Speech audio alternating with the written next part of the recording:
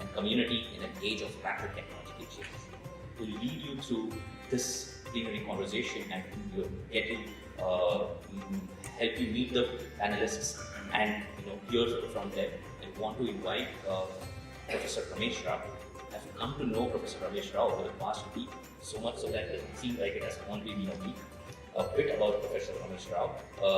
Professor Ramesh Rao is Professor and Graduate Studies Coordinator in the Department of Communication at Columbus State University, right here in Columbus, Georgia. He has taught in the US since 1987. Quick note, that is before I was born. Having earned a PhD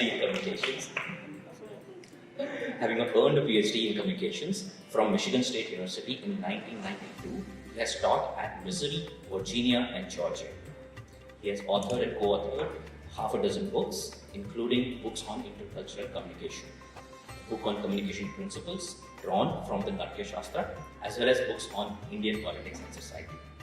He's at present, in addition to all the wonderful things he does, is also an editor of the online platform called India Facts. You can check it out online too. With this, I would like to invite Professor Ramesh Rao. All of you this morning. Hope the idlis and vadas have inspired you.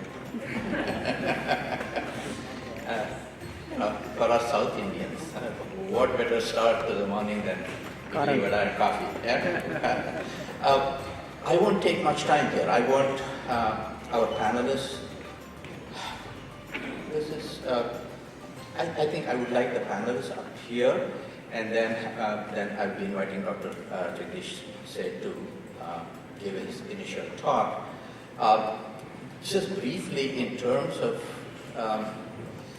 the title of the panel, we all think we know what we are talking about, so in an abstract sense. And maybe you also may feel that, these panels, there's a lot of overlap. From what you heard yesterday, what you're going to be listening to now, and what you'll be hearing later on.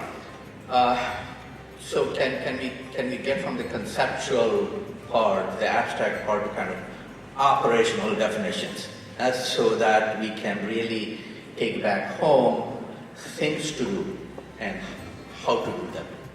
Okay. With that, I would like to invite all of you, Dr. Seth, first, please come sit.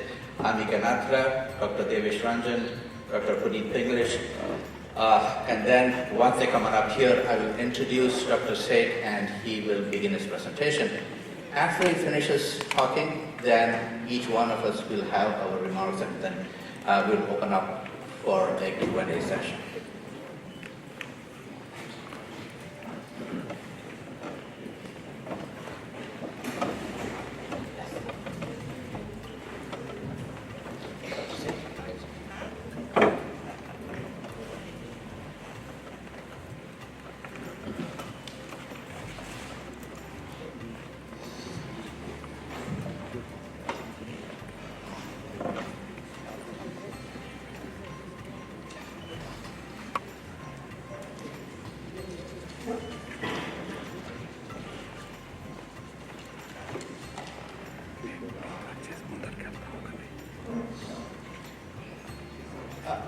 Our format for this plenary session is that we have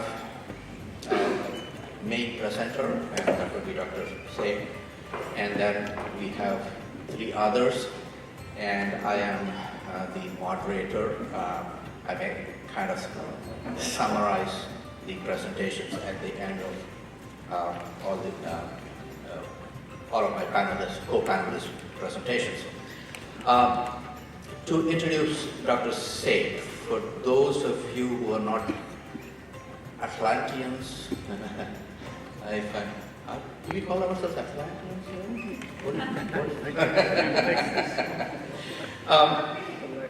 And I was teasing Dr. Seth yesterday, sir, you not only have won the Padma Bhushan, but maybe have set some kind of a Guinness record in terms of the number of years you have taught.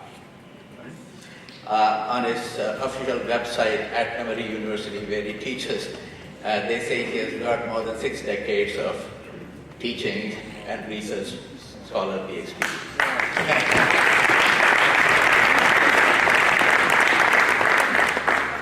I mean, you know, oh, by the way, one of the things, this is how we professors talk, we get sidetracked. What my good young friend, who was not born when I began teaching here, he did not introduce himself. That is Dr. Pranav Gupta, who teaches at the School of, or College of Management at the University of California, Urbana-Champaign. Sorry, University of Illinois, Urbana-Champaign. Okay. With that, now Dr. say. Dr. Seth is the Charles Kelstar Professor of Business in the Westwick Business School at Emory University here in Atlanta. He was awarded the Padma Bhushan in 2020 for literature and education. Has authored or co-authored more than 300 academic articles. Wrap your heads around that.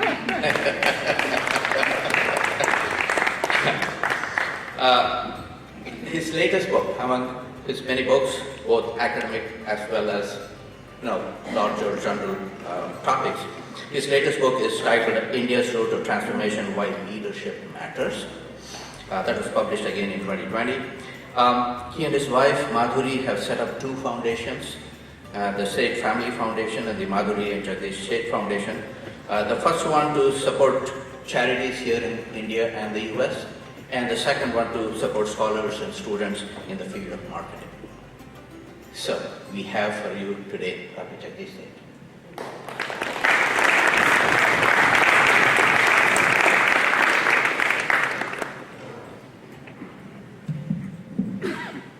Good morning. Good morning. Can you hear me? Yes. Can you see me also? Yes. Thank you for that very nice introduction. I'm 85 years old. Do I look 85? No.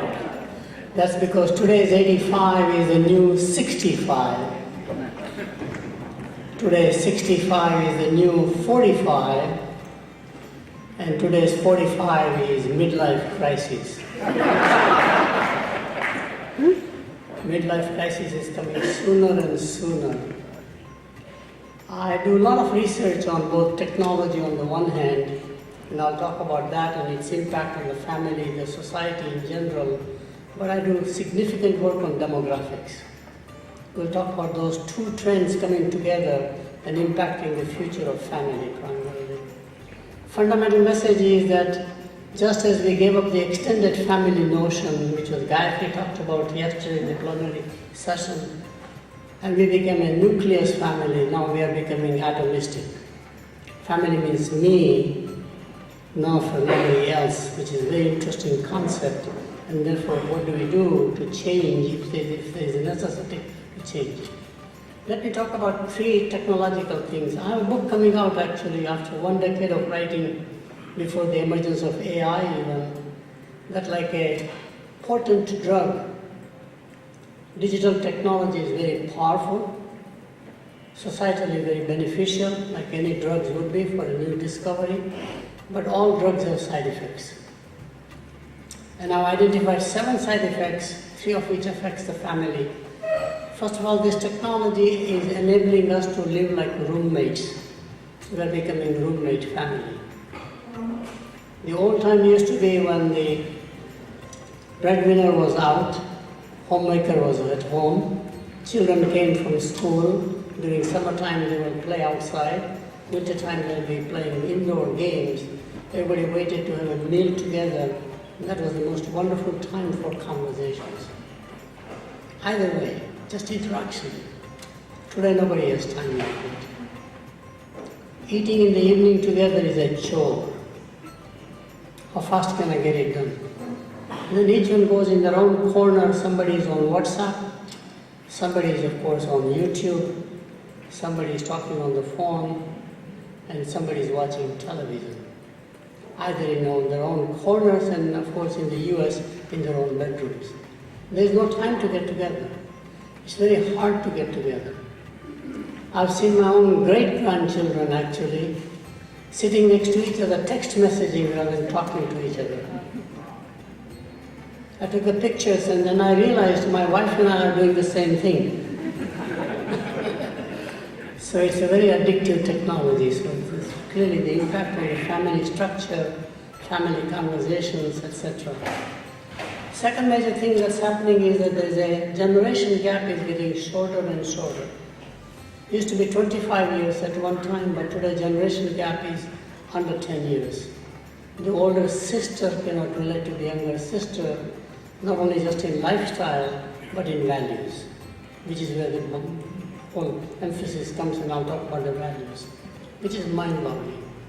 In India, I call this new generation of people as call center couple. They meet in college, they meet, they like each other, they inform the parents that we are going to get married, and the first notion is that we don't want to live together with our parents. Interestingly, unless it's necessary, because you have no rental capacity or buying capacity, which is fascinating. So there's a disconnect between the new generation and the old generation. Learning from old generation has stopped pretty much. In fact, in the US it is negative. Older generation is discarded much more so. And one of the key consequences is not on the young people, which is the focus at this conference, but the senior citizens. The most lonely people I find are the grandparents. Keep that in the back of your mind. Enormous loneliness. So there's a huge societal impact by this technology on the one hand. This technology is also very addictive. Just like any addiction, one needs detoxification.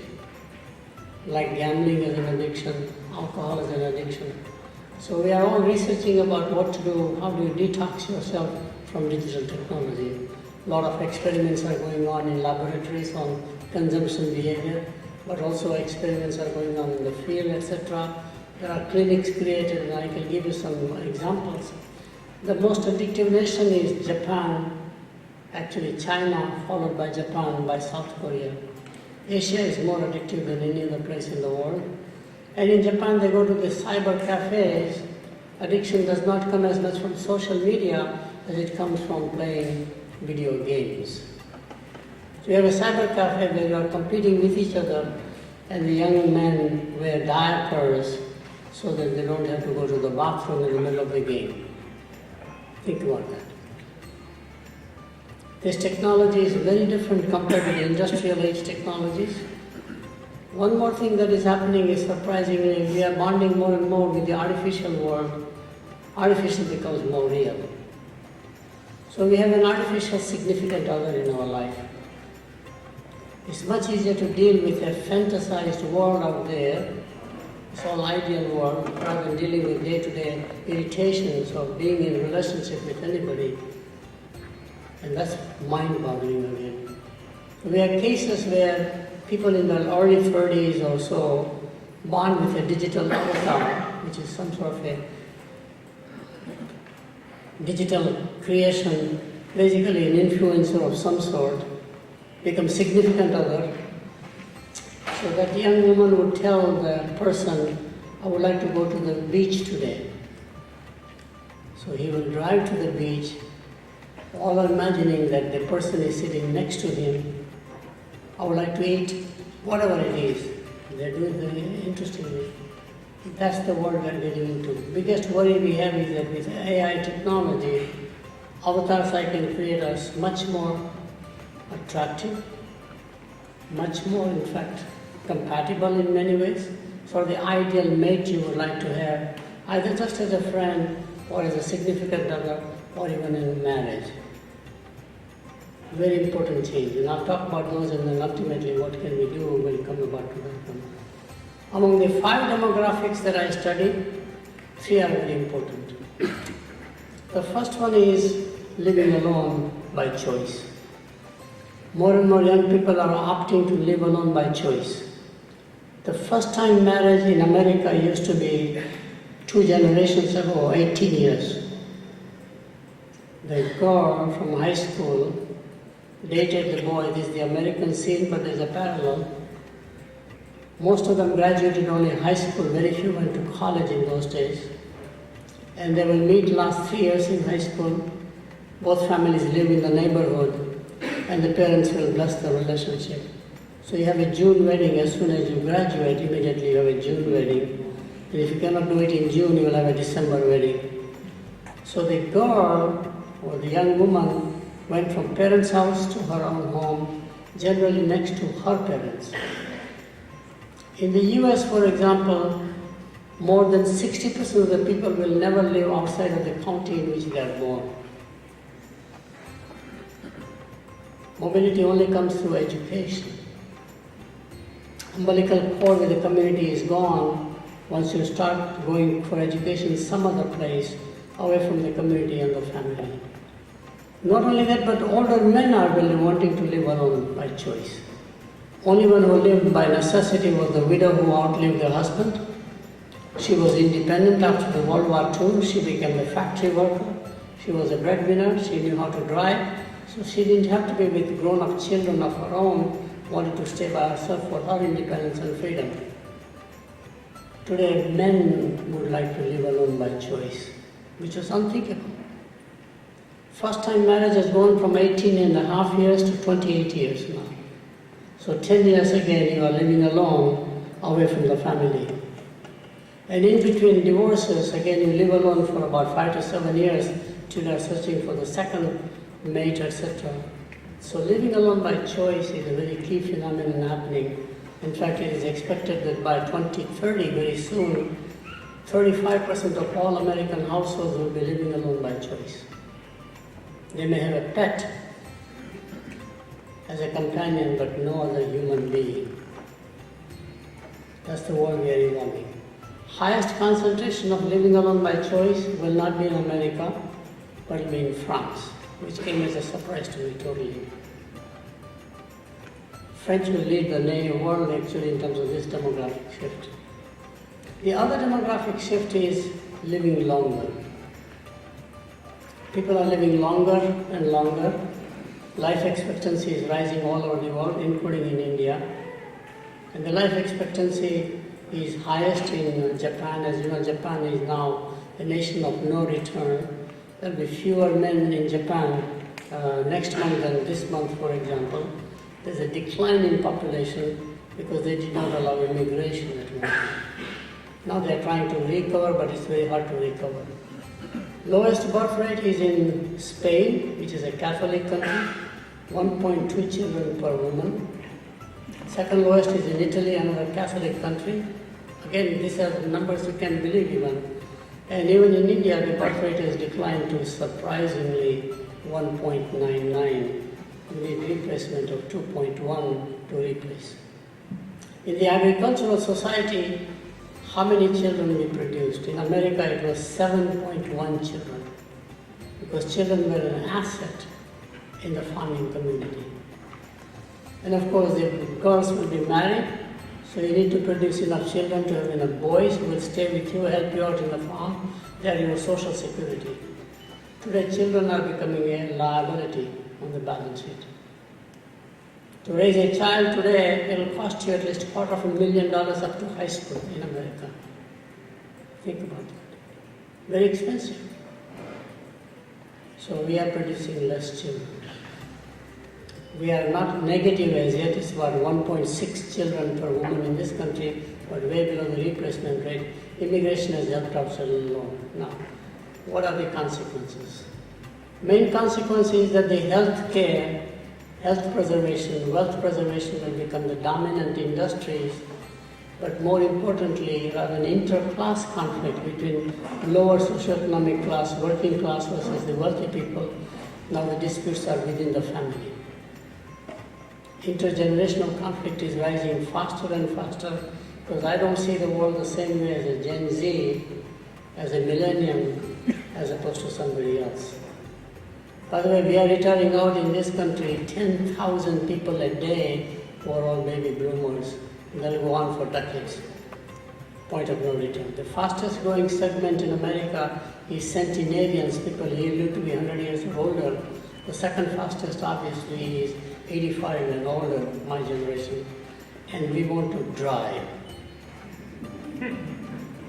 No, we won't be in Florida or Arizona, we'll be everywhere.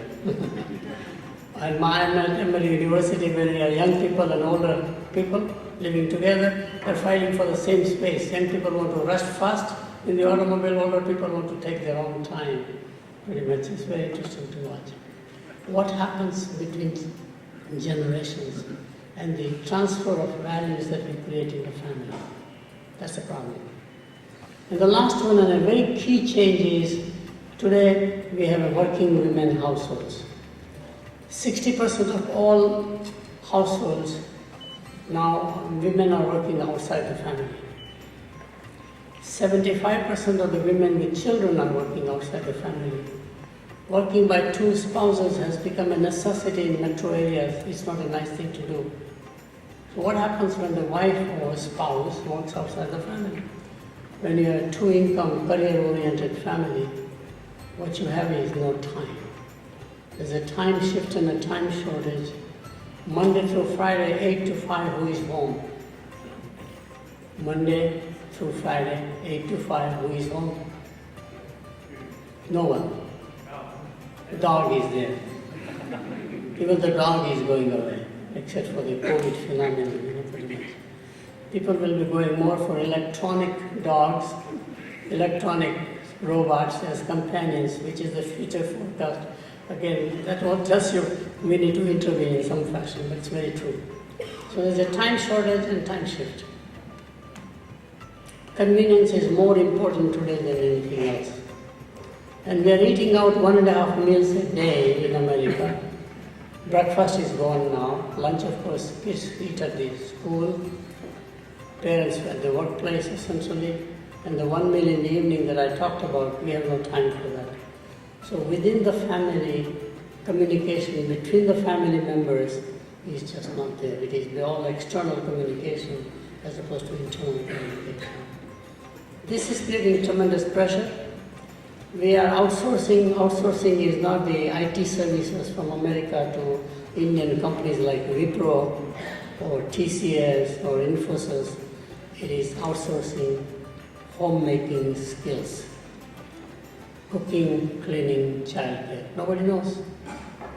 The next generation of people don't want to learn because everything is available outside. Again, kind of an experiential learning from elders who have knowledge, passing on the knowledge through, just doing homework, regular work. That's not happening either. So what happens? What do we do? Intervention is necessary. In fact, before I recommend sort of intervention strategies which can be done, let me talk one thing. The society has shifted to a level where kinship matters less than friendship. Friends are more important to me than my family members. Consistently. Even at an older age, your children are not going to be as helpful to you as your friends and family, neighbors. In emergencies, for example, they're all working. They all mean well, but they have no time.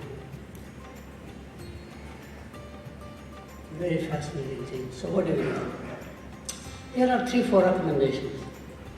Intervention, like what DCF does, is absolutely necessary. Tejas program is one of them.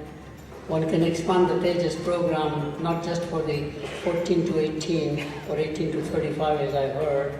Excellent, excellent program, but for senior citizens. It's a way of getting together. So one can expand the program for more. These are contemporary authors, and if you are in literature, you know that today people don't want to read dead poets and dead playwrights like Shakespeare. We have at Emory University, for example, all the writings of Salman Rushdie archived. And he agreed to be 10 years on our faculty. Today's graduate student would like to learn directly from the author as to how the idea came about, what does it take to write a book, etc., which is very fascinating. So they want living, breathing poets, writers, etc. Same thing about the culture. So I think this program is very important to have modern contemporary writers who can interact even, continue the dialogue with the participants or with the general public in many ways. I think that's very important. I will go back even earlier. There was a psychologist. My training is in psychology and statistics. I came into marketing, understanding psychology of customers as opposed to psychology of employees, which is more on the leadership side. One of the professors that I studied was David McClelland. You might remember the name. He was a Harvard professor. He wrote a book called Achieving Society. And what he found was that the children's nursery school writings in each culture made the difference. India came out very high in the score called N Achievement, NAC score, because we had a great nurseries, oral history at one time, but eventually written, talking about ancient heroes. My brother was the editor of Chandra Mama, Ambuli Mama in Tamil we call it, right? He was the editor for the Hindi edition as well as the Gujarati edition. It was Gemini Studio, Nagi Reddy was the owners essentially out of Madras. People waited to read that monthly. All got Indian. Why should we have nurseries which is on Western-based philosophy thinking? One can invest in creating nurseries. This is, I'm talking about when children go to bed. That is the time parents do put their time, set aside whether it's the husband or the wife. Why should we teach them anything else other than the Indian-based heroes? As a family, we have endowed actually 2 books in every public school. India Unveiled is a masterpiece of art and very good. The second is a children's story based upon an Indian boy who becomes the hero. Suddenly the kids in America, in all public schools, are learning about other cultures. So having nurseries, writing by anybody, with modern technology is a very important intervention. Second intervention is that best way to understand children's development is to motivate them to think about how they can contribute to the society rather than what they can get from society.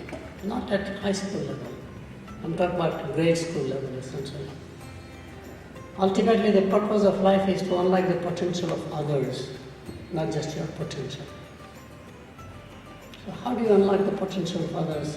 Mostly through volunteer work. There's a school named after me, Jagdish School of Management in Bangalore. In the new curriculum, this is at the MBA level. First term alone, we make sure that our students go out in teams and take a neighborhood, very poor neighborhood, because even if you go to MBA program, you are middle class or upper middle class, we have never seen that poverty of the kind that you see in slums. At the end of the term, we identify the problem, work with the community leaders, with those are faith-based leaders or community leaders, and I don't want to use the words for them, who really are gatekeepers for everything they do in that community. You have to get their approval before you can do anything. Identify the problem, but then solve the problem at the same time. It's not meant for the community. They change.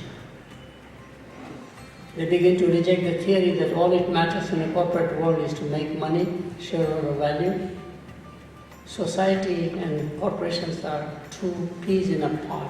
They are totally interdependent. Business of business is more than business.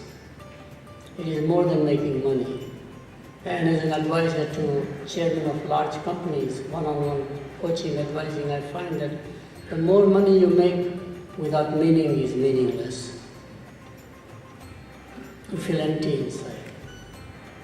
And if you don't give back to the society while you are earning, not when you retire, society also shuts you out at the same time. And what I'm saying is not after you start your career, but from the grade school level. At the grade school level, how can you engage them into a volunteer work where they relate to the community, whatever community they are in? Their experientially based understanding. Their own potential will rise in the process quite a lot because now you begin to understand the diversity of issues, problems, how to deal with them. We all have very sheltered lives. No, I was fortunate, I would say, on reflection. I'm a refugee from Burma. I was born in 1938. 1940, Japan rolled over Burma on the way to conquer Calcutta. My father refused to leave Burma. He was a merchant community person from Kutch, Gujarat. Brought his two family brothers and his cousin brother. Last ship we finally got it. My mother was very anxious to leave because Japanese soldiers had bad reputation. I had teenage sisters in the family. I'm the youngest. And we barely made it back to the country. We lost everything. My father was Gandhian. He didn't believe in any material possessions. So there was nothing in the family except what my mother was given some jewelry as a part of her gift. Pawn each one of them. And if you're a middle class, it's the worst class is to be middle class, because if you're poor, everybody knows it's poor. If you're rich, everybody knows rich.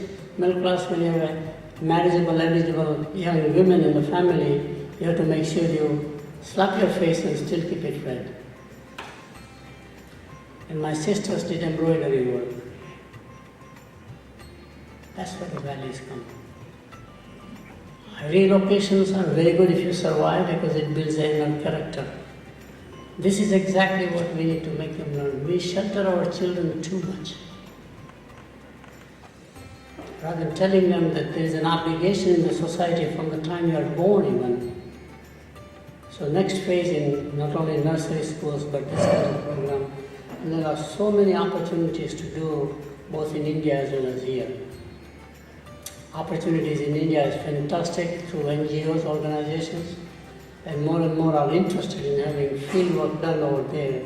I'm taking more time, but what I'm suggesting is that active intervention is necessary.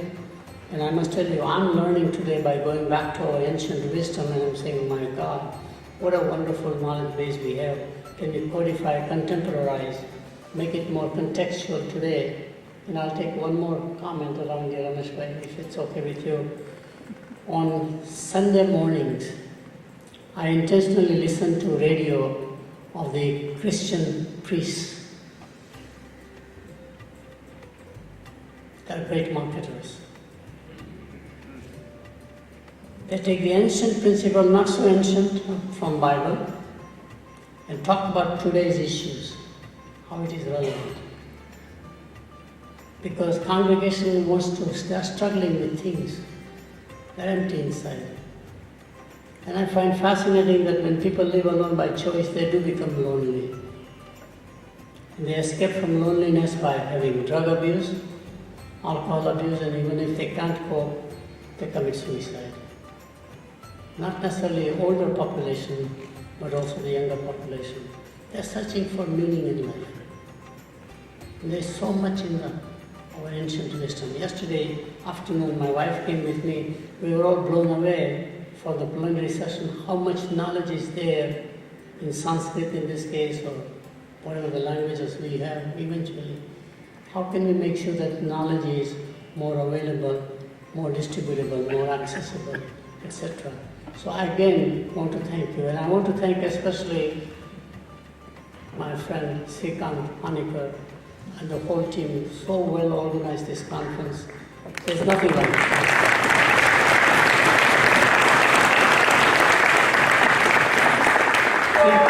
Think about the intellectual power we have in this room.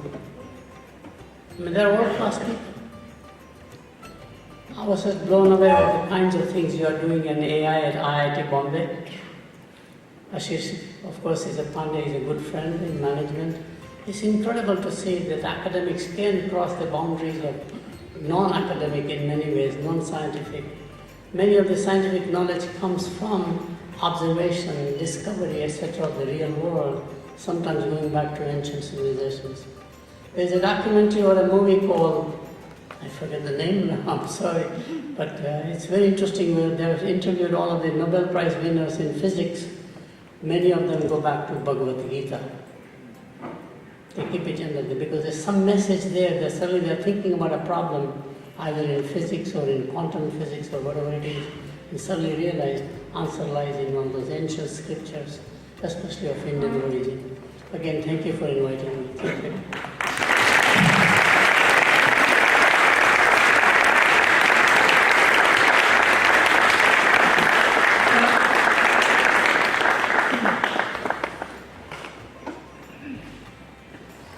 Thank you, Dr. Said. You know, people age differently.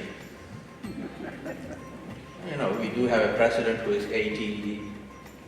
Some of us cannot even read what is there on the teleprompter. There is Professor Said, without notes speaking.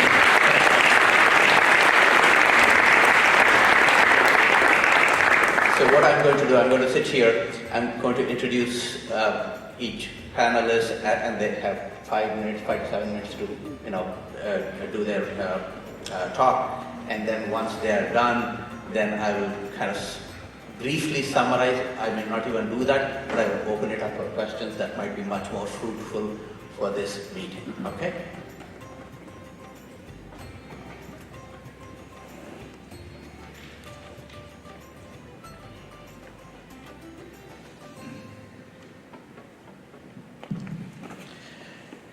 So, sitting next to me, Dr. Devesh Ranjan. He's a local person.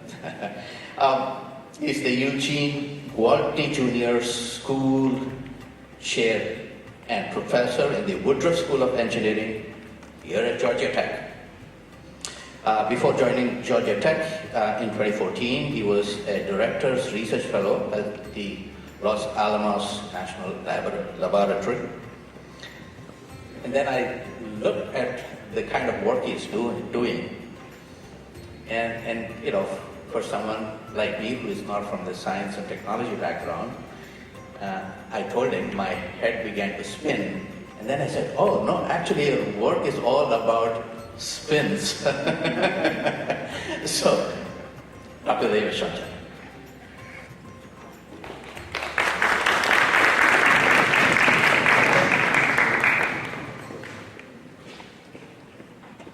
I know you can see me, but I must make sure you can hear me. Good morning. First I'll say welcome. This is my home place. You're at my turf, so it makes me happy. I'll just say one more thing about this place, because this place I feel was very blessed to host Sri Ravi Shankar a couple of years ago. We hosted him here. It was an amazing opportunity to bring him here and talk about something which we're talking here today, about mental health of our students. That was a topic we discussed quite briefly. And I think the mental health of a student goes very closely towards what we're thinking about family structure and about the community structure we have right now. Just to give you some background, so in Professor Shed's term, I'm very close to middle life crisis.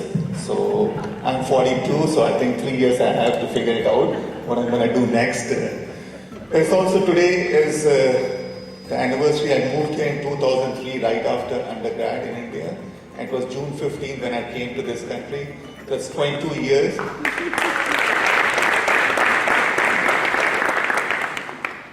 I think I've lived more here now than I've lived in India, so this is the first time somewhere. But my journey here came through a lot of different places, and I want to say a few things about that before I talk about it, because I don't think I'm the right person to give any lecture on family and stuff. I'm telling my own journey to give you some idea what I think about in this space, and I'm not thinking about science and spinning and turbulence and other things. So I grew up, I was born in Patna, Bihar, and my family is from Nalanda. So where I was supposed to be a faculty, I think it was just because of the genes where I come from.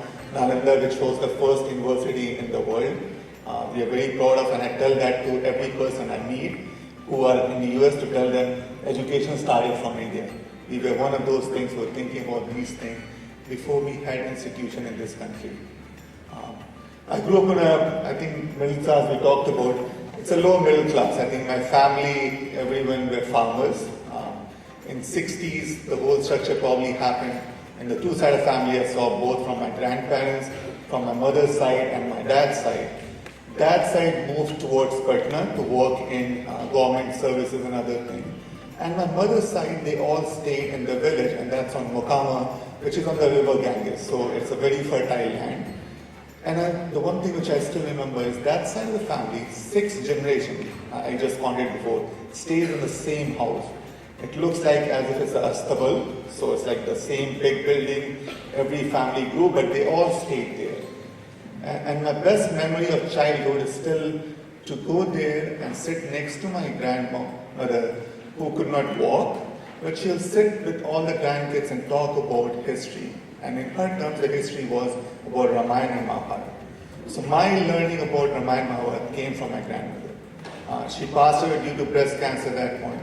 But till she was there, the only thing she did was her best education she can depart. And she was not literate, but the best education she can depart to all of our grandkids was the education of learning towards culture. And I learned culture from her, the respect from her at that point. Then 18, I went to REC Trichy. So I moved from a Hindi speaking to a completely different place. And I learned at that place, which really fascinated me, was when I go to my friend's house, who were from Tamil Nadu, that's another very close-knit family structure I saw.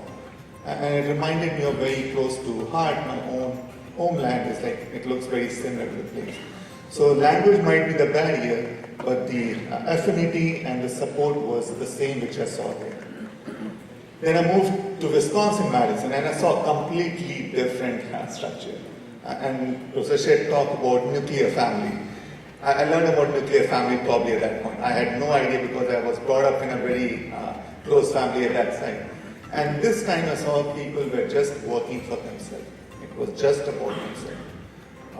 It's a very different, but what they're chasing, and I learned very quickly, what they're chasing is not about what you're going to do for family, it was what you can do for yourself, what the name and fame you can make for yourself. And early on, my advisor wrote, when I was graduating in the book, I still have the book, he gave me a fluid mechanics book, which is my research, and said, make sure when you grow, you have time to smell the roses. That's what he wrote on the book. I still have it on the shelf. And I tell that to every graduate student who graduates from my group. And I've graduated about 25 PhDs, so I have this expertise now where I can say, hey, knowing my own journey, if you don't take time for yourself to enjoy with your family, your biggest legacy is not the paper you're going to write and the award you're going to get. The biggest legacy is your family, the biggest legacy is your children, which you're going to have. So I got married, my wife is a doctor, so I'm one of those 75% who have two working family. And we have two kids, so 7 and 9. And I made this commitment to my wife, she was resident at that point, that don't worry about it, I'm on a 10-year track right now. But if we have a baby, I will take 6 months off. I made that commitment and I did that. Because when you're a resident, it's very hard to get time off. And that commitment, when I'm a chair right now, I tell that to every faculty member I'm hiring. I tell them about my story and I said, nobody will remember if you got tenure 6 months later, a year later. But people will remember in your kids that you supported your spouse and other if you're on both sides. So, coming to state of Georgia, there was no family leave policy, as you probably know. So one of the things which I worked right after from my own story, I worked towards creating a family leave program for my own faculty member, which is now state policy. In the state, we have a family leave policy. In all faculty, if you're women faculty, and the way we look at it, if you're a child-bearing faculty member, you get 2 semesters off from teaching and other things so you can spend time with family. If you're a non-child-bearing faculty member, you get a semester off. And I tell them very frankly to my non-child-bearing faculty, just remember, I get to see your annual evaluation. I know whether you're traveling at that point or you're really taking time to support your family. So just to give that, because one of the complaints which I've heard from other women faculty is like, so it's a lot of competition which happens in this space. It's like, how do you support equity across? And my biggest thing as a chair is how do we bring a very equitable society? So that's from the chair side. But coming back to the family, one thing when my kids are growing, and you don't think about dharma and other things when you're in your own zone. So if you're sitting in India, and I compare this to my elder brother, they have 2 kids, and they're growing in India, where you don't think about dharma because you're in a very strong community sense. You go to a similar festival, you have similar things. When you're out of your comfort zone, and you're in a group where every time people will ask me, there's only one God. You're not praying for this God, and I think you're a really nice person, but I'm sorry, you're going to go to hell. This is what somebody told me when I was in Texas. I am very like, absolutely fine. but I think your God will also support me to come to heaven if I'm doing the right things. So I hope it's not based upon what I think my God structure looks like. And that kind of a realization happens to every kid when they go into middle school and the close friends are asking, why you're praying to this God? What you do? So what we do in the neighborhood, which I'm really proud of, came from a person who is right now provost at Emory here, who was in my neighborhood.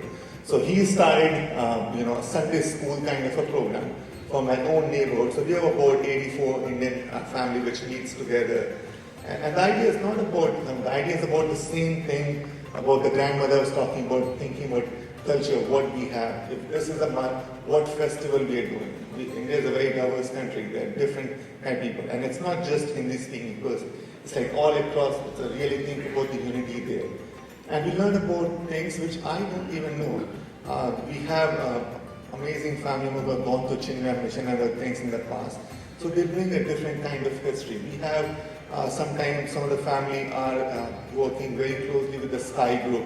They do meditation. So this is all about telling our kids that you're coming from a very rich culture and you want to make sure you can live this culture, and as Tejas was saying, you can tell your friends when you go to Gen Zs that this is what our culture really portrays. I get to read some of the stories when people are thinking about schools. So you apply here and you write about your journey.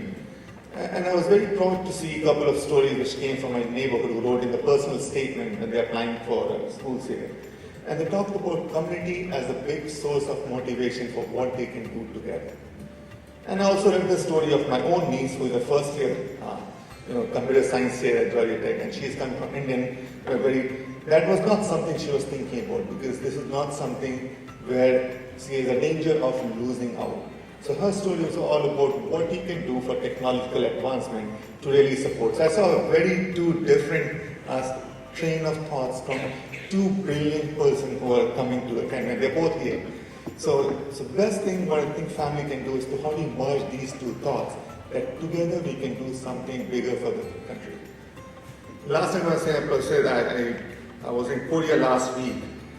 The lowest birth rate is now South Korea. It's 0.73. It's the only country which I think has gone lower than 1. I was in the Songdo province, this is where the Incheon Seoul area is. There were more houses than people. I think the whole city is a very similar size of Mumbai, you can think about. They have about 200,000 people. They have amazing resources, but there are not enough people. Why? In the around 80s area, 90s area, they went through the same sense of accomplishment is what gonna drive. So all people were just thinking about them. They were thinking about making sure the name and fame for themselves. So right now, people don't want to get married there. This is the culture in South Korea. They don't want to have kids because it's very expensive to have a kid and maintain them in Seoul. I think the cost is about 20 million is what they told. So very similar to the number in US is about 12 million, 13 million. But the other thing which really shocked me was, if you don't have that kind of society, you're going back after working. It's a work culture is 9 to 6, but they work very similar to India, 9 to 10 p.m. And the person who was taking us around was telling us about what's happening in this country. But the government had to interfere. But government interference, I think, has taken a pretty late time. Tax break and those don't change it if your community structure, cultural structure has not changed drastically. It takes longer time. So one thing I really believe that if you want to continue a society which is not thinking about I, but we, because legacy is not about me, but us, then we have to think about how family is going to be imparting those values to each other. I feel, so I have my grandmother, and my grandfather just passed away last year. He was 99 and he voted in every Indian election till this year is the only first election because he's not. He voted in every Indian election. And he taught me the value of democracy. He was really talking about why it's very important for us to go and talk about. And then he taught me second thing is about education. So he was the one who told me early on, education is not just about yourself. Education is not about just changing your trajectory. Education is about making sure you're also supporting other people who you think should be elevated. And that's what I brought in when I became the chair. As I always say, they are more smarter people on the street in Patna, Bihar. The only difference between them and me is I was given that opportunity to come here and get higher education, and other people are still stuck in the poverty. So going back to one more request I'm going to make, and this is a request I always make. One of the reasons why some of the technology and other things is coming from India and US is very different is not just the government GDP, what they're spending on the. In US, there's a very big sense of philanthropy, which is supporting the research in this country. The National Science Foundation, which funds has $1 billion, it's about $9 billion is what the investment each year is. Just last year, from the philanthropic side, the investment was $33 billion. It's 5 times, and about 90% that still gets spent in US. So it's hard if we don't look at 1 billion person in India and think about how do you support that kind of philanthropic growth in India. You will never be able to compete with some of the things which is happening here. Because not just the support, it's making sure you're giving scholarship, fellowships of these outstanding people who come here and growing them, giving them, a workplace to fail. That's what creates a new science. The requirement that tomorrow you're going to have a new thing is not going to drive it. You have to look at 50 years that we will be in this space, and we have a very strong philanthropic support. If you walk around this campus, you will see a lot of names. That basically means there are several alumni who have been successful after going from here. And we didn't give them the degree that, okay, you can be served. We gave them a freedom to play in a bowl and say, you can do something amazing with your experience you have here. And there's so much indebted to the institution they have gone through, the society. I feel like this is something we should portray in our culture, and it was already there. If you look at Indian culture, this was already there. It was already built in to give back. And I think the give back culture will really support the growth. Thank you.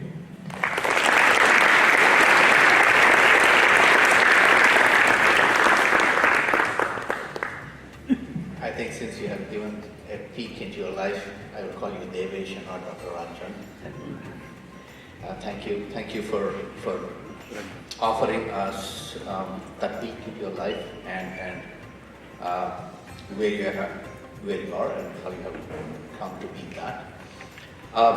What I'm going to do, and now Ami and Puneet, I don't know who wants to go first. And you can decide whether to sit there and talk or if you want to come here and talk. Okay? So, I'm going to go next. So, let me.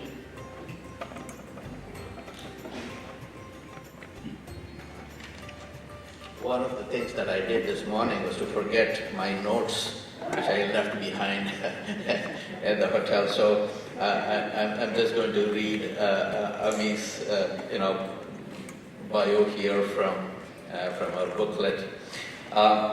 She's an alumna of the Indian Institute of Management, Ahmedabad. Oh my goodness. I go back to the 70s and think about what we thought about students who went on to IIM Ahmedabad and VJTI Mumbai. She is the author of best-selling books on Itihasa, Mahabharata Unraveled 1 and 2, and the Ramayana Unraveled. She just does not write about the Ramayana and Mahabharata, but and not a retelling of that, but an attempt to go back to the original and present the story, learnings, and nuances of what they are.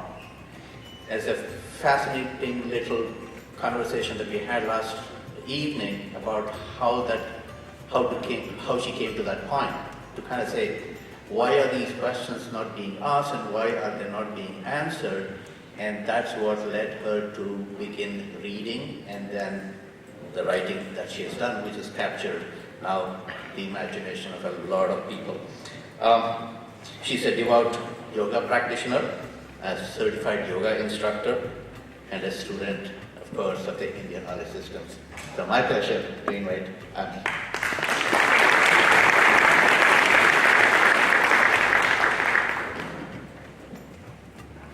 Namaste, Sudhu. We can also do it. So I'm going to get there because I think all the long term. No, it's hard to hear actually. Yeah, but Is this fine? no, not really. Maybe better off on the dash actually. Hello? Okay. So I'm not using the dials because it looked like one of those magic tricks where you see only the head. So I'm trying to avoid that. I usually stand and walk, but I'd avoid that here too. But as it's very obvious to all of you, I'm the DEI candidate here. Not just because of the gender, but also because I'm not an academician like my panelists here. So I thought, why not make this a little more provocative? Because I can. I have the mic, so I will. All of us in this group, I don't think I need to preach about the importance of family or culture. I think we all believe in that. That is why we are all here. Deveshji spoke about it. Yesterday, Gauri ma'am spoke about it. Jagdish sir spoke about it. So I think all that is very, very true. It is accepted. And I subscribe to every word that has been said. But as I said, why not do a little bit kalesh? To maza aayega aur. We talk about breaking of families. We talk about smaller family structures. We talk about all issues that come with broken families. There is no denying any of it. But is it that everything was perfect? We had great joint families, all cultural transmission was happening. Suddenly technology came, boom, breakage of families. And here we are. Did that happen really? No. Because let's go back to our experiences and be honest about some of the things. While a lot of us have great memories of our grandparents, stories we heard, can we go back to our mothers and grandmothers and ask them what was their experience? Of course, you have a variety of it. But was it always positive? Because if that was the case, today, when people have earned money, say you go out to earn money, when you settle down everything, we should be rushing back to those joint families. Why aren't we? A lot of my friends are in US, like obviously everyone else, doing extremely well. Today, Bharat has great opportunities. Their husbands, some of my friends, they're males, they're getting great opportunities even back home. Great lifestyle. Life in US is tough, for God's sake. It's very, very tough. Life back home is actually easy.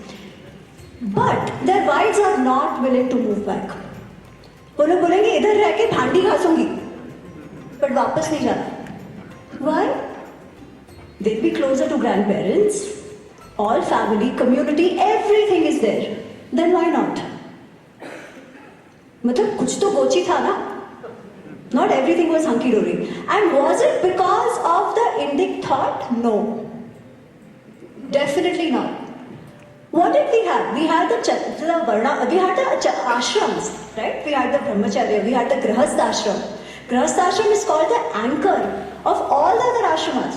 Why? Because resource generation happened in the grihastha ashram, praja utpatti happened in the grihastha ashram. So that was the anchor which kept everything together. And that is why even this entire structure worked really well. But there is something else that comes after Grihasthashram, which is Vanaprastha. What happened in our families? Grihasthashram hai sab hai, but Vanaprastha kisi ko nahi chahiye. It's almost like मेरी सास ने मेरे पे अत्याचार किया, अब मैं महारानी. Right? The whole सास बहू thing. And to be honest, I'm not making this up. This is true for a lot of families. And I'm saying this in this group because I think on the core values about the importance of culture, family, we all understand. We all buy into it. We all believe into it. But there are some questions which we will have to ask, which we will have to talk about. Because when you go outside this group, this is the truth which many people will talk about. Not because they don't care for the culture, but they don't want to go back. Why? Because freedom chakha hai. And is it necessarily bad? Deveshji said something very interesting. He said, when my wife was going to have kids, I told her, you don't worry, I will take 6 months break and I will work and I will take care of the baby. Now just imagine, you have your entire family and in-laws staying with you. And if a guy says that, immediately kya tana padega? Be very honest about it. देखा जोरू का गुलाम हमारे लिए तो पानी भी नहीं लाता था. True? So he is able to do all this with his wife and bonding over it because he is not staying in a joint family. Now again, am I saying joint families are bad? Absolutely not. As I said, my point is to provoke, to make us think, so that we don't make this a talk about, "Arey past kitna acha, wah wah wah wah," clap, go back and feel good about ourselves, talking about the past. Because that is not going to help. We will have to find solutions because the problems we are facing due to families breaking is very real. Our kids are suffering because of that. Loneliness is a problem. Addiction to social media is a problem. Technology, which is supposed to be a tool to help us, is breaking us even more, is a problem. But to address that, just saying good things and feeling, "Arey, hamara to sab acha tha," is not going to help because none of us want to go back to that, no? Then what is the solution? Then we have to accept this is the new normal. Right? This is how it is going to be. We will never go back to 6 generations staying together. Then what? Does that mean that Dada Dadi se kuch lena dena nahi hai, chhod do? Do they have no role to play? Absolutely not. They do have a very big role to play. They do have a very big role to play. We will have to figure out what is it that went wrong in that system. What is it that we need to gain from that? And apply it to what is our present normal. And I am very, very optimistic about technology in that regard. Because wherever we are, we will have to create our communities. We will have to ensure the culture passes on. Because there is so much in that culture worth passing on. Right? Definitely. Yesterday we saw the definitions of dharma. There is no other culture which has defined dharma to that nuance, with that profoundness, right? So all that is important. What I have seen is that technology has actually helped where people have the intention to bring families together. Say 20 years ago, if people moved to US or any other country, the only way they met their grandparents was when they came here or when we went back. Today, even my niece who's 8 months old already knew me and my mom, even though we were in India. Why? Because video calls, right? My friend, she ensures her kids talk to their grandparents for 1 hour every day. And the grandparents actually teach them prarthanas over Zoom, over phone calls, right? Aane ki bhi zarurat nahi hai. This is what social media has done. So social media or technology is a tool. How do we use that to ensure that that connection which the joint families gave us stays, right? Without the downsides that had happened in them.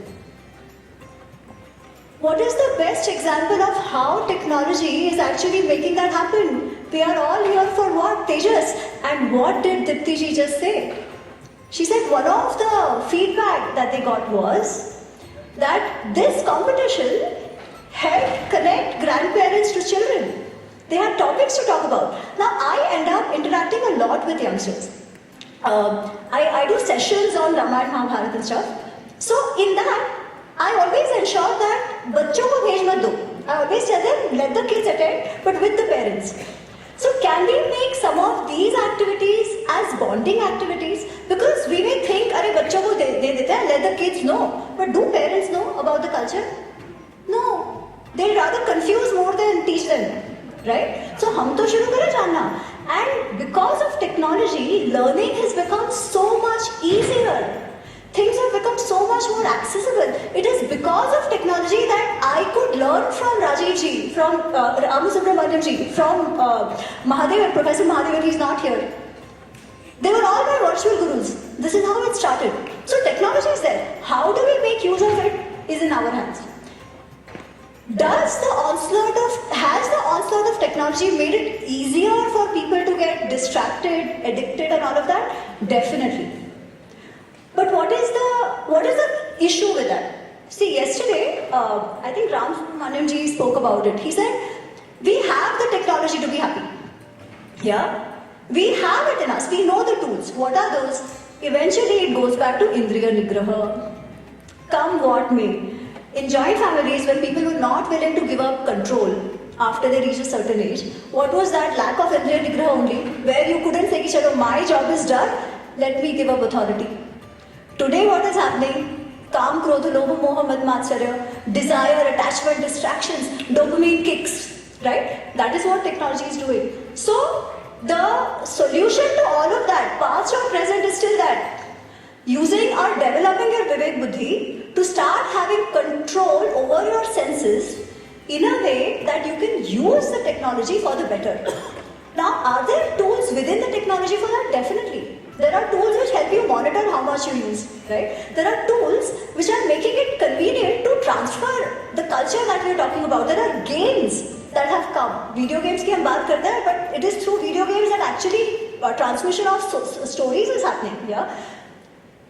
I am a social media phenomenon.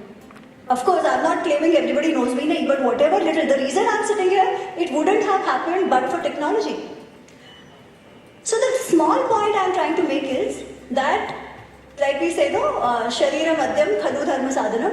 This Sharir is a Dharma Sadhana, because otherwise we talk about spirits and soul and Atma. Similarly, technology is also a tool. And technology will actually play a big role in transmission of our dharmic wisdom. So let's not discount that. I think none of us are, for that matter. I think we all use it. But let's see how we can use it even better going forward. And let's not lose, or let's not have conversations which are just feel good. Let's go back, delve into some of the issues which we had, because of which the change happened, right? Change will be good, change will be bad. Nostalgia is always good because we remember the good, but doesn't mean, but if it was that good, we would go back, as I said, right? But that is not going to happen. So rather than crying over it, let's accept what happened, let's see what we can learn from there, let's see how we can replicate that and move forward. And I genuinely believe we are in a very good phase right now. So with that, I'll end. Thank you so much.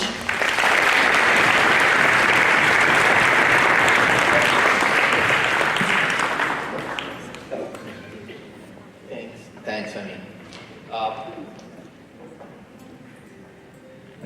I think you are more American in spirit. Can do, we shall do, we will do, we must do. And maybe it is my age. It is my age when I have these conversations with my colleagues, and now we teachers have to deal with ChatGPT and how our students use them.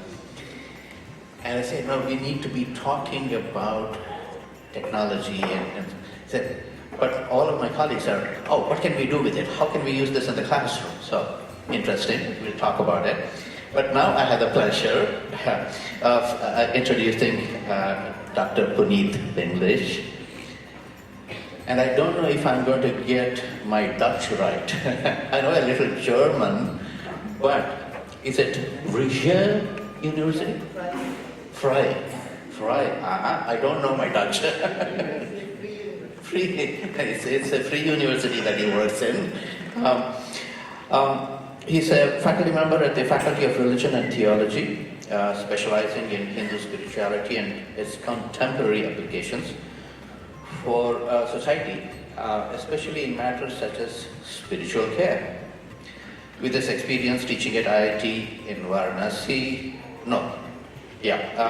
his interests include Hindu ancient knowledge traditions, integrative intelligence, and innovative indigenous research methodologies. So, Puneet English.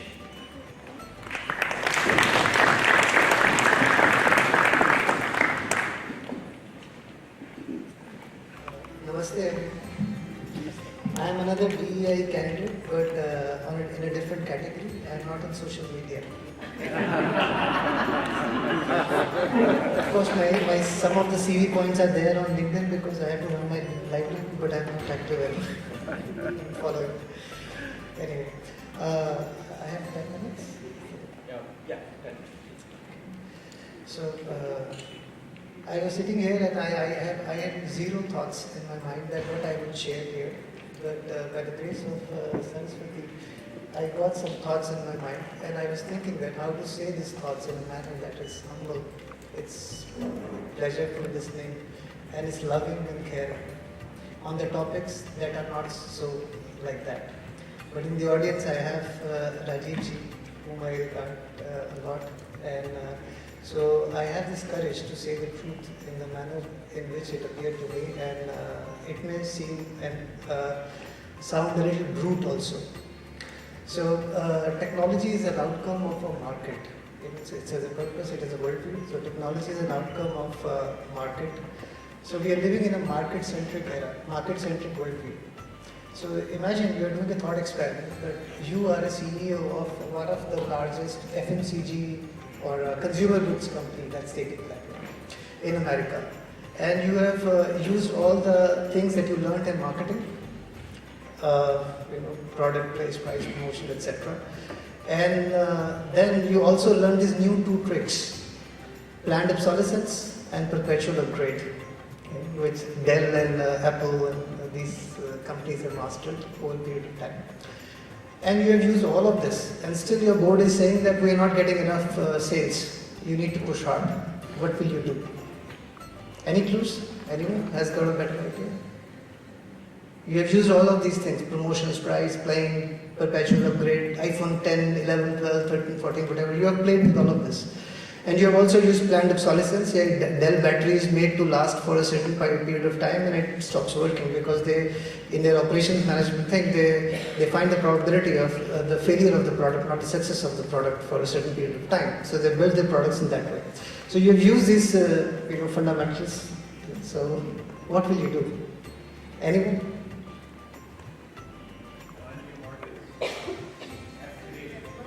Finding markets has already come. Product, place, price and promotion. So the place part is finding markets. That's done. Leave it to higher power. Sorry? Leave it to the higher power. Yes. Further?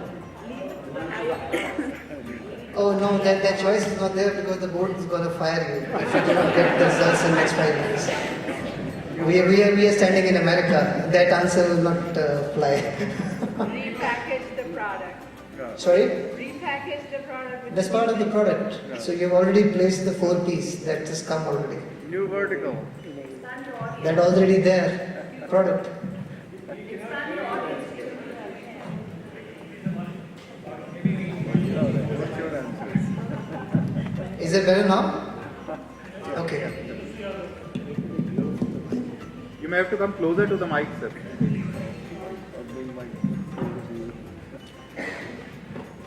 Is it better now? Better, yeah. Yeah. So, anyone now? So, we are running short of ideas now in this hall now? Sorry?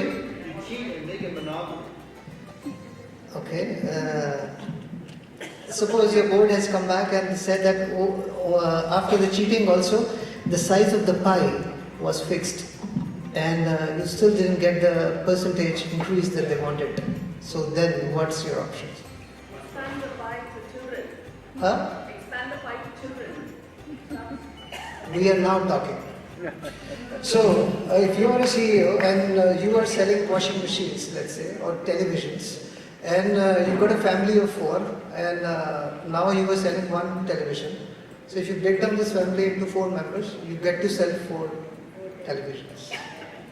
So, technology is a product of market. So, invariably, whether it is good, bad, whatever, you can talk about it, but eventually it will break down families because the technology has to sell itself. So, technology creates things. So number of things that get created out of successive industrial revolutions have increased and market has to work, economy has to work.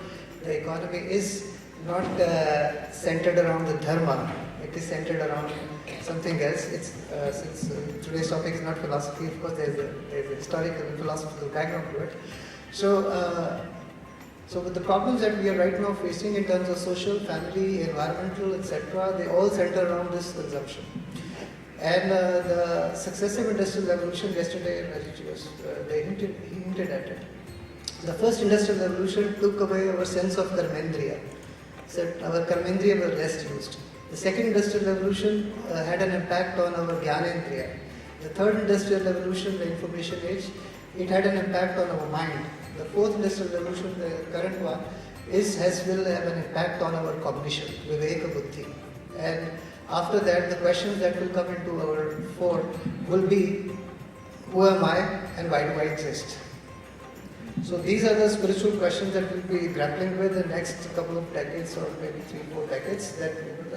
So these two problems, the problems at environmental etc. problems and the spiritual problems. So these two problems, so my proposition is we go towards a parivar-centric worldview, a family-centric worldview, and I am putting forth certain arguments for that.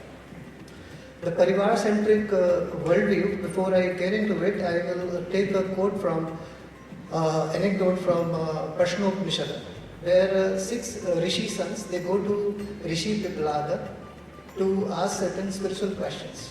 And Rishi Piplada says that, okay, you have come to ask me questions, stay 1 year with me, but exhibiting 3 qualities, Shraddha, Tat and Brahmacharya.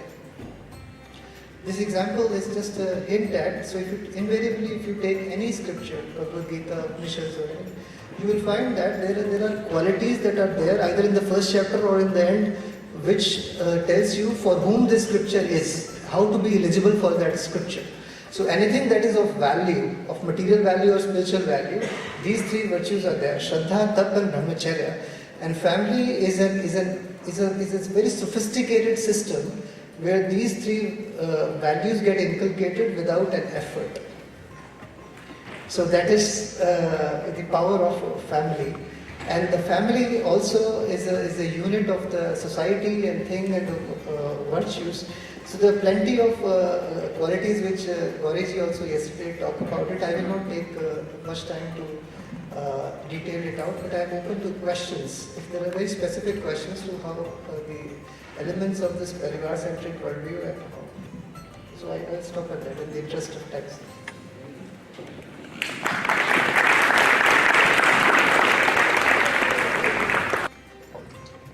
Let me see how we can do this. But what Puneet mentioned, kind of some of the notes that I was making, and surely I know, he's basing some of his work on your study of the industrial revolutions. We've heard of the term Luddite. So when we kind of reject technology, we are called a Luddite. Yeah. Comes from the 19th century. There were 19th century handicraftsmen who rioted for the destruction of textile machinery because the new textile machinery robbed them of their work.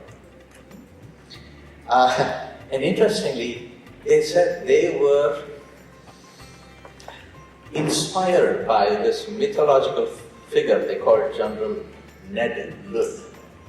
Okay, so when you say Luddite, you think, there must be a person called as Ludd, but this is a mythical figure. And then I was also thinking in these matters about Gandhiji, right? Because he was very much skeptical about modern technology as opposed to Nehru, and we know about all that. And I was looking, I came across, the work of Lewis Mumford, the American sociologist, who basically said in his book, Techniques and Civilization, how modern technology is creating these urban landscapes that are going to be difficult to manage and becomes its own driving force. Okay? And yet another mid-20th century French philosopher, Jacques Ellul, is known for his book on propaganda, but he also wrote the book, The Technological Society. And basically he said, modern society is dominated by technique. And by technique, he just did not look at kind of material technology, but he said, and I said, what maybe Puneet has mentioned here, technique is focused on efficiency in all areas of life. And so that efficiency then also drives market forces, and then market forces have their own dynamic. Okay. And then, of course, a person who is inspired by Gandhi, the British economist Michael Schumacher, who wrote Small is Beautiful in 1973, who highlights the importance of human-scale technology and ecological balance. Okay. In that context, therefore, now I am going to basically open up the floor for questions, and I think the best way, Puneet, if you can help me, I'll give you one of the microphones here so that whoever has a question can use that microphone, and I will ask my panelists to respond.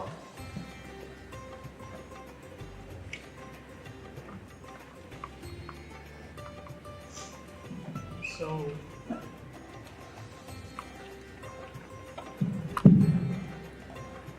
my question is a combination of what I heard from Ami as well as Puneet.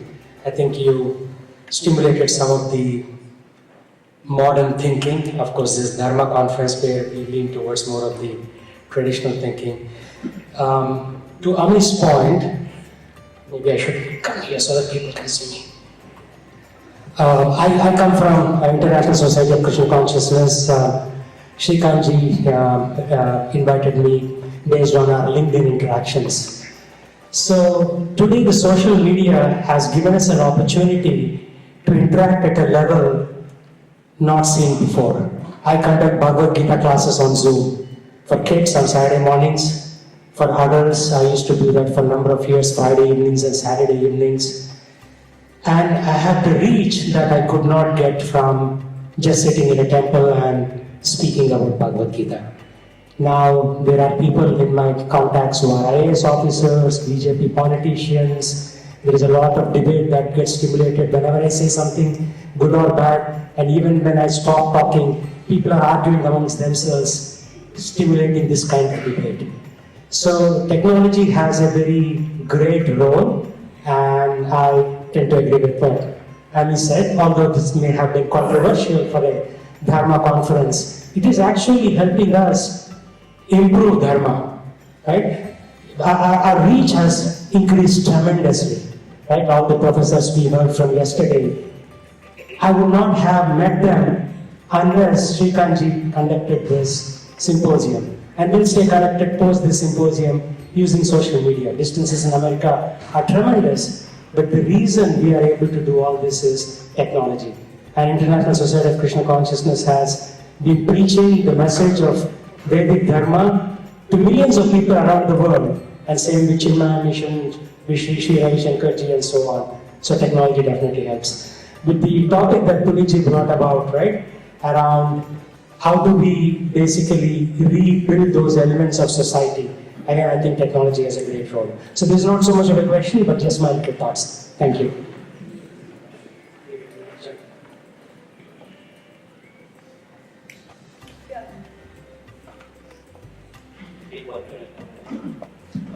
Yes, a quick question, a quick suggestion. Please make your comments, but if you have a question, I think that would help the moderator, the panelists to respond to you. So, Namaste, Kamilji, Mankamala Misra, question is for you. So, I know you spoke about using technology to create a virtual joint family. Why not to have a simple solution where today's Bahu is going to be Saas someday, and then just break the chain, fix the problem forever? Why to use technology to create a virtual joint family?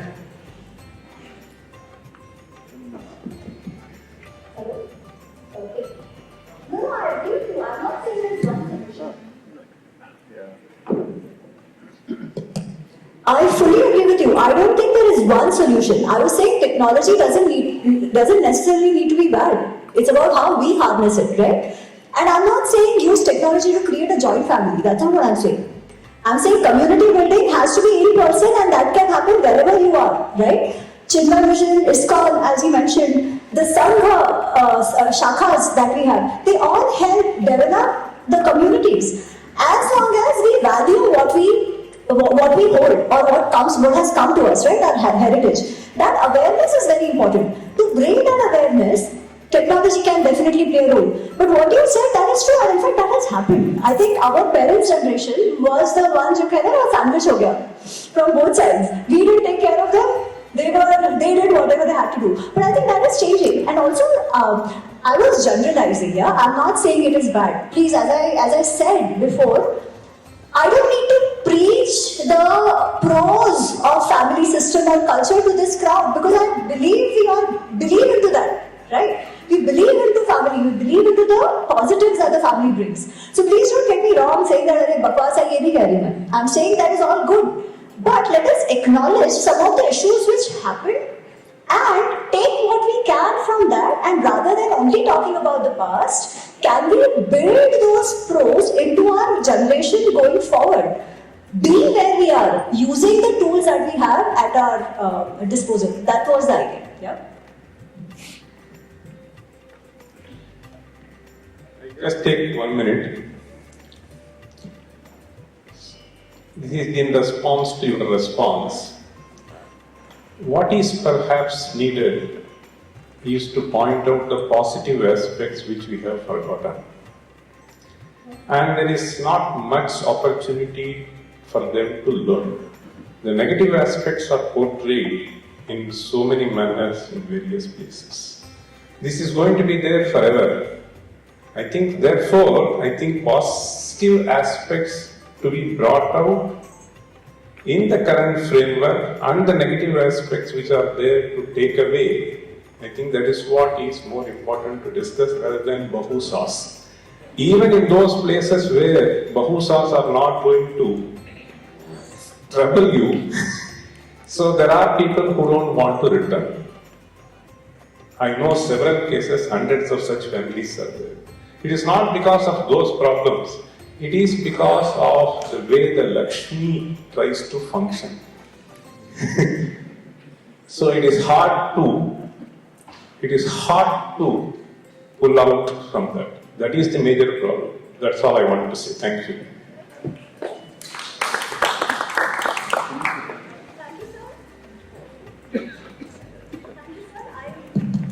I fully buy your point. The reason I brought this, because as I started my talk, right, I wanted to be provocative. And I will not do this outside this room. I did it in this room, and I'll tell you why, right? Because here we all are similar thinking. But once you go out, that is not going to be the case. And we have to be the heralders of our culture. But we cannot be if we close our eyes to what the other side is going to talk about, right? Gauriji spoke about the value of family. Jagdishji spoke about the value of family. Devesh spoke about the family. Rameshji spoke about the family, right? I could have said the same thing, and we could have all patted our backs. So, as I said, once again, just for the sake of clarity, I subscribe to every single view that has been said here and even otherwise, right? And outside this group, I will talk about the positives only, because that is important to know. Everywhere else they talk about the negative. But how will we become better communicators of those who have not bought into this without acknowledging the real issues which they talk about, right? Because all my friends, most of them come from that side. And anytime I talk about family system, they'll say, "Kya bol rahi hai yaar? मैं नहीं रह सकती सासू की कटकट." Trust me, depending on who is speaking, they might tell you honestly, they might not tell you honestly, but nobody wants to go back to the cut of the family. It doesn't have to be saas bahu in general, right? All the demands that come from when you are living in India. Lakshmi is one thing, but even after you have Lakshmi, why are people going back? Because when you go back, it is not just saas bahu, it is about the different obligations that come with all the relations that you have. Is it necessarily bad? Not at all. But is that a thought in the mind of the people living here or even otherwise? Definitely is, right? So knowing that, accepting that, acknowledging that, can we reach out to them still? Is the idea. That is the only reason why I said in this room I want to be a little provocative. without dismissing anything good that comes with it. Yeah. So that's my only submission, sir. So I fully agree with you otherwise. Thank you so much. I'm going to just add something what Ami said. So, coming from Bihar, I think I've seen a lot of different things. And one of them, I think probably half of people here will not realize, child marriage was a very prevalent thing in India. My mom was married at the age of 13. My dad was 15 at that point. So, what this saw, and my mom could have been an amazing thing, the women inequality, we don't talk about it, that's very important. I can say here with luxury to my wife because she's also doing medicine, like, hey, I can do this because I had that opportunity. Some of them don't have that opportunity even in India right now. And I think we need to talk about how you're going to take care of those kind of things if we really want to improve the society together. So what Ami was saying was really nice. It's like I have friends who really want to go back, but they also think about, are we really bringing our new generation in the right kind of equality in the system? So that's something we need to think about. These might be social norms which are not correct. There might be only for the 5%, that even 5% in a number like 1.3 billion is a very large number. So just remember, I think that's something for us to think about. Before we go to the next question, one maybe very important thing to consider, because I think we are still at a stage in society where technology is impacting us differently based on class and education. So what is the future of technology if it is based on market efficiency? And if therefore we are, or the technology drivers are thinking of a classless society that are all similarly educated. So a point of where we all become some kind of cyborgs with the Neuralinks embedded in us, is that the future potentially? I mean, we are still limited in terms of our understanding of the technological direction and the pace with which we are traveling. So in that context, maybe we have time for one more question. Sorry, I know there are so many, and the conversation will have to happen after this session. I will. Ramesh, we have a question. Oh, okay.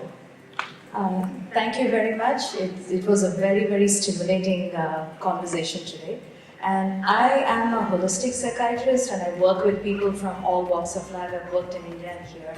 And I just wanted to thank actually Ami for actually bringing it from the feminine perspective. And I'm not talking about the gender, but more about the masculine versus feminine energy. And what I have to, there was a lot that I wanted to say. But I mean, with all due respect, the nostalgia coming from the masculine energy in this room wants to go back, but the angst of the feminine that was suppressed over years, I mean, let's look at even our Itihasa, Ramayana and Mahabharata. Where is the example of the ideal family? Rama abandoned Sita and she raised her children by herself, and when there was a potential for reconciliation, why is it wrong? Why is it wrong?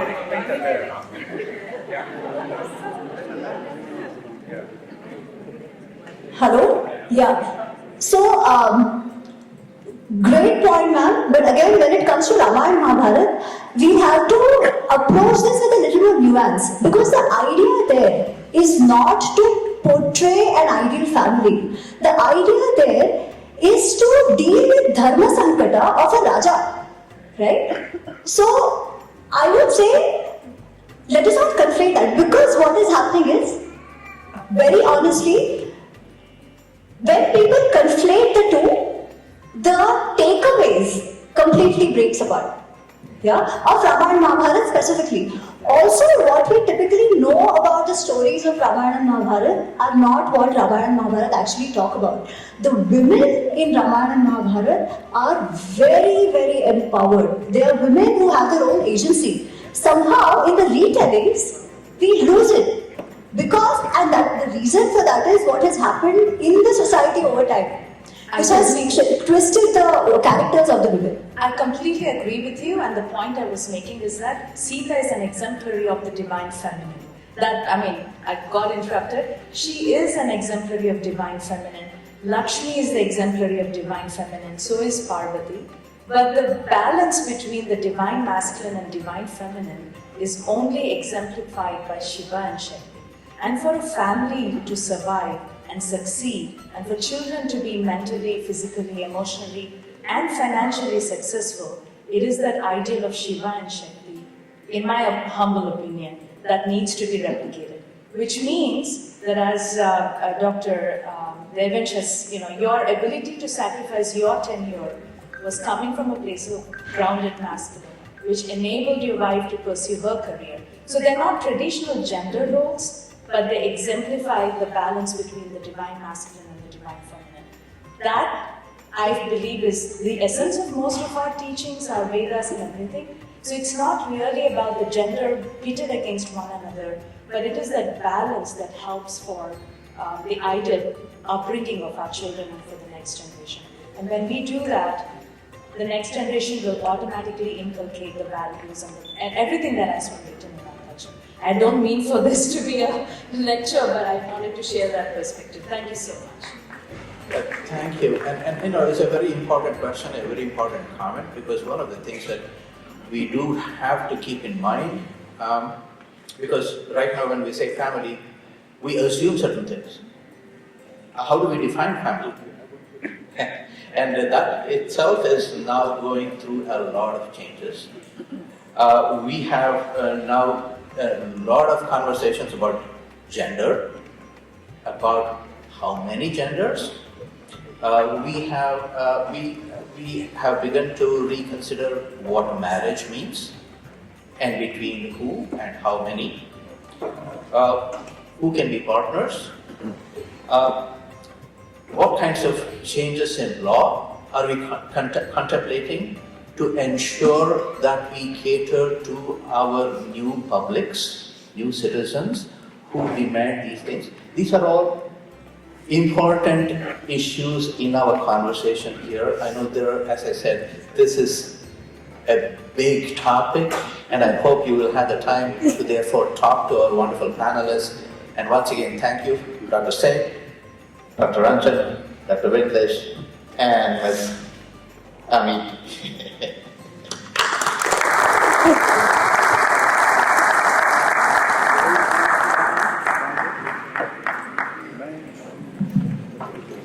This was such an engaging and stimulating session this morning, and we can see a lot of energy from the breakfast was flowing here in this room.